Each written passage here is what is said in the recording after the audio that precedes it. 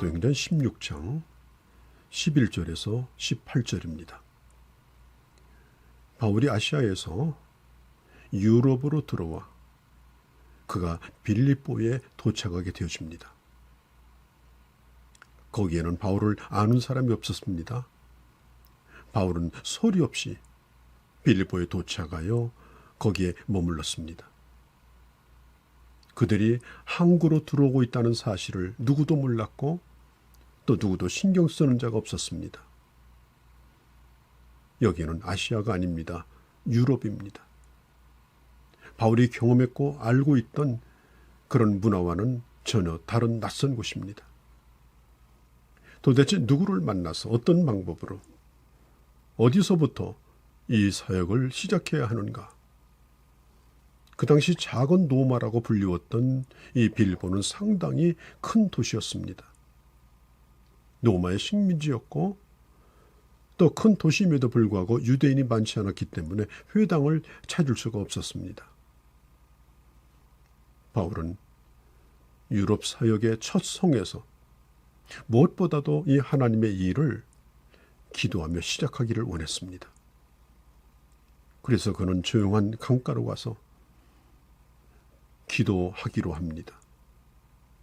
사랑하는 성도 여러분, 하나님의 일을 하는 데 있어서 매우 중요한 것은 프로그램이 아닙니다.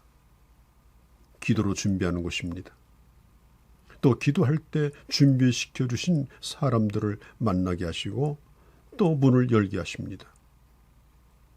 그런데 바울은 기도하러 갔다가 안식일 날 강가에서 예배를 드리고 있는 한 무리를 보았습니다. 그리고 거기서 루디아를 만납니다. 그들은 안식일을 마냥 집에서 보내지 아니하고 강이든지 산이든지 동굴이든지 그들이 모여서 예배를 드린 것입니다. 루디아는 유대인이 아니었습니다. 이방인이었다가 유대인을 만나서 유대교 안으로 들어온 그런 사람이었습니다. 그는 율법과 제사를 알고 있지만 아직 예수 그리스도에 대하여 모르고 있는 사람이었습니다. 바울은 거기에 모여있는 사람들에게 하나님의 말씀을 증거합니다. 이 루디아는 경제력도 있었고 또 사람들과 원만한 관계를 맺고 있었습니다. 그래서 비록 여자이지만은 그는 나중에 빌립보 교회의 지도적인 인물이 되지 않습니까? 거대한 유럽 땅에 예수 그리스도의 복음이 들어가게 된 것도 이 빌립보에 사는 한 평범한 여인을 통한 것이었습니다. 지극히 평범하게 살던 한 여인의 가슴 속에 복음의 불이 붙고 그리고 그 불이 가정에 붙고 이웃에 붙고 그리고 결국에는 교회가 세워진 것입니다. 자, 13절에 보니까 사도 바울이 말을 하는데 라고 말하죠. 여러 사람들에게 바울이 복음을 전합니다. 그때 하나님께서 이 루디아의 마음을 열어주십니다. 마음을 열어주시는 것 하나님이 하시는 일입니다. 아무리 자주 만난다 할지라도 마음을 열지 않는다면 그는 복음을 받아들일 수가 없습니다. 아무리 오랜 친구일지라도 마찬가지입니다. 부부일지라도 마찬가지입니다. 복음 앞에서 마음을 여느냐 닫느냐 그것이 대단히 중요합니다. 그런데 유독히도 이 여러 명의 여인 가운데 이 바울의 말을 경청하여 듣는 한 사람이 바로 루디아였습니다. 그래서 나중에 세례를 받게 되고 바울을 자기 집으로 초청하게 되지 않습니까? 어느 낯선 남자의 말을 듣고 마음을 연다는 것이 쉽지 않습니다. 처음 만난 사람을 향하여 마음을 연다는 것이 쉽지 않습니다. 그런데 14절에 열어라고 말합니다.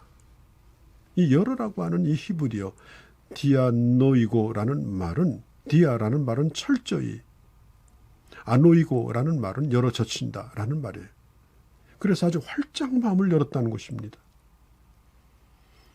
그렇게 마음을 활짝 열자 그 안으로 복음이 쏟아 들어오기 시작합니다. 말씀이 그 안에 들어옵니다. 말씀과 함께 예수 그리스도가 그 안에 들어오십니다. 그리고 그가 주님을 영접하게 되어집니다. 사랑하는 성도 여러분, 우리가 하나님의 말씀을 들을 때에 마음을 열고 들어야 됩니다. 마음을 열고 대화해야 합니다. 사람을 만날 때도 마음을 열고 만나야 합니다. 마음을 열고 기도하셔야 됩니다. 그럴 때 주님께서 내게 임하십니다. 하나님의 은혜가 내 안에 풍성하게 되어집니다. 사람과의 관계도 마음을 열 때 사랑의 대화가 이루어집니다. 루디아는 자기의 집의 문도 열었습니다. 그리고 가족들에게 복음을 들을 수 있는 기회를 갖게 합니다. 자, 루디아는 바울을 초청합니다. 오늘 15절에 보면 저와 그 집이 다 세례를 받고 우리에게 청하여 가로되 만일 나를 주를 믿는 자로 알거든 내 집에 들어와 유하라 하고 강권하여 있게 하니라. 이 루디아는 그가 예수 그리스도를 만나고 그가 제일 처음 생각한 것이 그의 가족들이었습니다. 그러나 루디아는 자신 혼자 구원받고 가족들만 구원받는 것이 아니라 그 지역에 오래 살면서 그가 알고 있었던 그 주변의 사람들, 그들에 대하여도 루디아는 관심을 갖게 되어집니다. 여러분, 예수님의 제자 안드레가 예수님을 처음 만나고 나서 아주 급하게 자기 형 시몬에게 찾아가서 내가 메시아를 만났다라고 외칩니다. 자, 그 집이 다 예수를 믿게 되고 그리고 세례를 받습니다. 그리고 거기가 바로 빌립보 교회가 되었습니다. 여러분, 교회는 이렇게 세워지는 겁니다. 억지로 세워지는 것이 아닙니다. 무리하게 세워지는 것이 아닙니다. 복음이 임하고 복음의 마음을 연 사람들이 모여서 교회가 이루어지는 것입니다. 빌립보에서 예수 믿는 최초의 가족입니다. 자, 바울은 이 집에서 며칠간 머물면서 영적인 사귐을 갖게 되어지고 그리고 이 루디아는 바울과 그 일행들을 위한 방만 내어주는 것이 아니라 식사도 제공해 주어야 했습니다. 매우 번거로운 일입니다. 여러분, 내 집을 오픈시키는 거 참 불편한 일입니다. 아마 루디아도 마찬가지일 겁니다. 그는 분명히 여인이죠. 자기 프라이버시 문제도 있습니다. 자기 가정생활에 지장이 있을 수가 있습니다. 또 남편이 없는 집에 이 드나든다는 오해도 있을 수가 있습니다. 그런데 루디아는 자기 집을 복음을 위하여 오픈을 했습니다. 여러분 어떻습니까? 여러분들의 집을 복음을 위해서 좀 열어놓을 그런 의사는 없으십니까? 평일날이 어려우면 주일날 사람들을 초청해서 극진히 먹이고 대접하고 사랑의 교제를 나누어서 그것이 작은 교회가 되도록 한번 하고 싶지 않습니까? 루디아 때문에 가정에 복음이 들어왔습니다. 나 때문에 직장에 복음이 들어왔습니다. 나 때문에 내가 살고 있는 지역에 복음이 들어왔습니다. 그 곳에 조그마한 교회가 하나 세워짐으로 그 지역이 복음화가 되고 변화가 되어지는 그런 일들이 얼마나 많습니까? 그래서 복음의 바람이 직장에도 복음의 바람이 학교에도 퍼지게 되어지는 일이 얼마나 많습니까? 바로 이런 꿈을 여러분 한번 꾸어보시기를 바랍니다. 사실 이 바울은 빌립보에 이 여자를 만나러 온 것은 아닙니다. 하나님이 예비하신 것입니다. 이것이 바로 선교입니다. 하나님의 만남의 축복을 주시고 그 만남이 이렇게 중요한 것입니다. 자, 이 바울이 이제 빌립보에 머물면서 이 귀신 들린 한 어린아이를 만납니다. 그 어린아이 뒤에는 포주가 있었습니다. 그런데 이 어린아이는 이 귀신 들려서 아주 용하게 점을 치는 그런 능력을 가지고 있었습니다. 그래서 이 아이에게 복채를 갖다 주고 점을 치는데 그 돈을 뜯어내는 그런 사람이 거기에 있었죠. 여러분, 이 세상에는 이런 아주 요하다고 하는 점집, 무당 그런 곳을 찾아다니는 사람들이 있습니다. 사무엘의 이 탈을 쓰고 귀신이 나타나서 이 사무엘의 흉내를 사울에게 된 것처럼 오늘날도 이 귀신이 얼마든지 그런 일을 할 수가 있는 것입니다.